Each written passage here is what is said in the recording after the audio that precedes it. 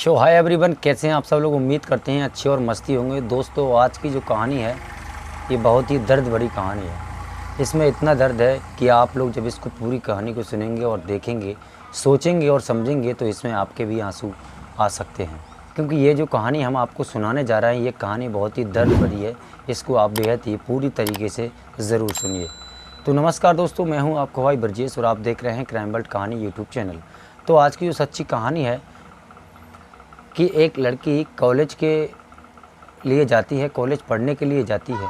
जब कॉलेज में एक नया लड़का आता है और वहाँ एडमिशन कराता है, और जैसे ही उसका एडमिशन होता है वहाँ पर उस लड़की की मुलाकात उस लड़के से हो जाती है।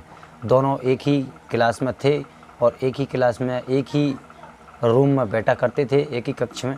तो वहाँ बैठते थे, वहाँ जब दोनों पास में ही बैठते थे दोनों में जान पहचान बढ़ जाती है और दोनों ही काफ़ी ज़्यादा वार्तालाप करने लगते हैं। और धीरे धीरे उनकी बातें इतनी बढ़ जाती हैं कि वो आपस में एक दूसरे को प्रपोज़ भी कर देते हैं। जब प्रपोज़ वो करते हैं तो दोनों में प्यार बढ़ जाता है और दोनों में बेहद ही ज़्यादा प्यार हो जाता है, महसूस होती है। और दोनों का प्यार ये करीब 3 साल तक चलता है। और 3 साल के बाद जैसे ही जब 3 साल के बाद उन दोनों को वो लड़की है जो प्रेग्नेंट हो जाती है, और प्रेग्नेंट होने के बाद में वो उसके बॉयफ्रेंड से जब बोलती है कि मुझे 3-4 महीने हो चुके हैं और मैं अभी प्रेग्नेंट हूँ, तुम कृपया करके मुझसे शादी करो या तो फिर इसकी आप लोग सफाई करवाएं।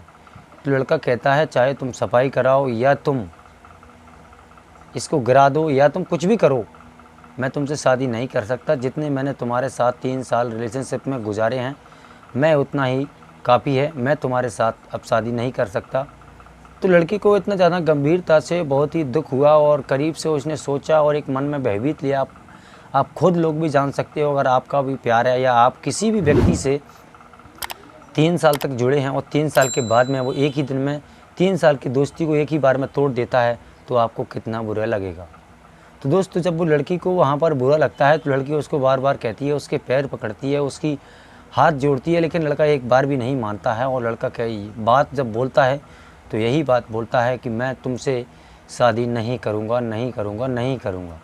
लड़की बहुत गुस्से में आ जाती है और वो एक लेटर लिखती है, जिस लेटर में उस लड़के का पूरा एड्रेस और उस लड़के का पूरा एड्रेस होने के बाद में उसका नाम के बाद में और उसी के बारे में वो लिखती है कि मैं सिर्फ़ और सिर्फ इसके बच्चे की माँ बनने वाली हूँ, इसलिए मैं जहर खाकर जहर का कुछ गोलियाँ वगैरह ऐसी खा लेती है जिससे उसकी मौत हो जाती है। और मौत होने के बाद में घर वाले जब वहाँ एकत्रित होते हैं और वहाँ उस लेटर को देखते हैं उसके रूम में, तो देखने के बाद में सिर्फ उसी लड़के को पकड़ने के लिए इसकी वजह से वो लड़की फिर वहाँ पर तो मर जाती है। उसका अंतिम संस्कार भी कर दिया जाता है, लेकिन उसके घर वाले हैं उस लड़के के खिलाफ़ FIR दर्ज कराते हैं। FIR दर्ज कराने के बाद में वो लड़का फिर वहाँ से आता है, वहाँ से उनके घर पर आता है और वो यही बात करता है कि मैं उसे प्यार तो करता था लेकिन मैं उससे शादी नहीं कर सकता था, क्योंकि रिलेशनशिप में मुझे आना था लेकिन मैंने नहीं बुलाया उसको रिलेशनशिप में। उसी ने मुझसे बोला, उसी ने मुझे प्रपोज किया और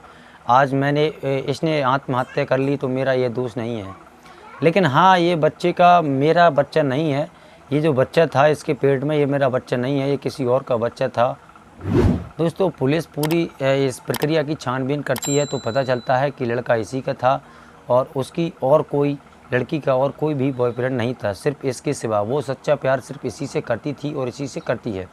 दोस्तों, मैं आपको बता दूं, मेरा कोई बड़ा सेटअप नहीं है, मैं एक छोटे से गांव से हूं और छोटे से घर से हूं। तो आप लोगों के प्यार और सपोर्ट से अगर आप लोगों को सपोर्ट रहा तो हम सेटअप को भी जमा लेंगे। तो प्लीज़ करके सब्सक्राइब, लाइक वीडियो को ज़रूर कर देना ताकि मैं अपने मुकाम तक पहुँचूँ और आप इस कहानी को ध्यानपूर्वक पूरी कहानी ज़रूर सुनें। वहाँ से लड़का निकल जाता है। निकलने के बाद में लड़के के घर पर आरोप लगाया जाता है, पुलिस छानबीन करती है, लड़के को पकड़ लिया जाता है और उसको जेल भी हो जाती है। तो दोस्तों, आज की कहानी में बस इतना ही। मिलते हैं एक नई कहानी के बाद में, तब तक अपने और अपने परिवार का ख्याल रखिए। नमस्कार, जय हिंद।